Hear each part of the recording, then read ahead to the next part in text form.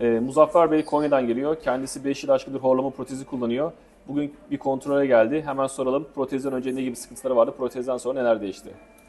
Büyük bir uyku apnem vardı benim sabahları. Gece çok uyuyamıyordum. Horlamam vardı. Şu anda 5 senedir kullanıyorum bu cihazı. Gayet çok memnunum, rahatım. Oksijen seviyemde düzelme var. Gün rutinim düzeldi. Kafa ağrılarım geçti. Gayet iyiyim. Herkese tavsiye ederim. Sağ olun. Teşekkür ederiz. Sizce horlama protezi kullanmak zor mu kolay mı? Hayır, gayet kolay. Bir günde alışıyorsun zaten. Ondan sonra artık kendini rahatça kullanıyorsun. Çıkarıp takıyorsun. Çok sağ olun. Çok teşekkür ederiz. Sağ olun.